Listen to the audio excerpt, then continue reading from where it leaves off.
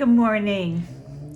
When I became head of school many years ago, one of the things that I was very, very clear about, where I set a clear boundary, was that I was not going to have my work email on my phone. Now, I had the app that I could open it at any time, but I would not have emails come unexpectedly from my work email. And I let the teachers know and I let the board know. I said if there was something really, really important to please text me. And I did that because I knew that I can get a work email in the evenings or on the weekends that would just devastate me. And I wanted to be able to choose when I saw those emails.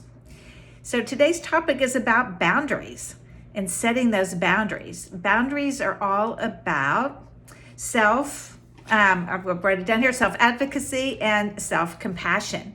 And recently I listened to a webinar from Cultures of Dignity, and they also talked about boundaries. I speak about these with parents frequently, how important it is to be very, very clear with boundaries and expectations and limits with children. It makes them feel safe and secure and confident. So boundaries really are about clarity. Now, in this time during this pandemic, a lot of families, we're on boundary overload, deciding what is safe for your family and what is not, and how that is when we're having to set boundaries with other family members, setting boundaries with our teens about what's acceptable for our families and not, and also just when we're out of sync with people that we care about.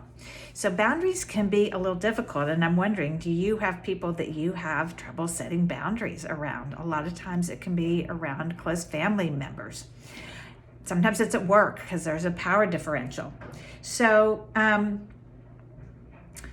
I think it is really important for kids to also learn how to set boundaries for themselves, even with you as parents, what's okay with them, again, within reason, but also as they're developing their friendships.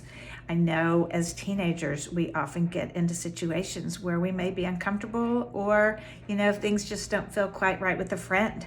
So why is that? When we set boundaries, they can feel really scary because we may be feeling selfish, or we're having to say no to people that we care about, or that we're scared that they're going to upset someone else.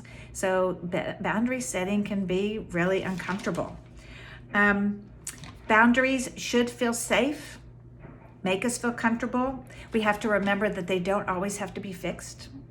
They can change, and again, that they're not always permanent. So thinking about these boundaries, when I think about where I have trouble setting those boundaries, it can be really hard. And I was started to think after listening to that webinar, what is it about boundaries that make it hard? And I think it's harder with those that we care about most sometimes when we have to say no. And again, I just can't stress how important it is. I think as little ones too, what is okay and what's not, we need to respect them. And again, it needs to be safe and reasonable. But I think we all have our boundaries, and I think teaching children at a very young age to be able to speak up and share what helps them feel safe and confident. So this is wonderful skills to develop. I think they're very challenging. I know for parents, setting them with children can be very, very challenging. We don't want them to hate us or be angry with us, but also teaching the skills so children can then navigate their relationships in a healthy way, and to start thinking about that. So today I have a little bit of homework for you. I'd really like you to think about a time when you have been uncomfortable or maybe still uncomfortable setting a boundary, and to explore what is that about, why that is, and to maybe really take some steps to think about what those boundaries are and what you can do to implement them and clarify them with that special someone. Or maybe not so special someone, it might be not a special someone.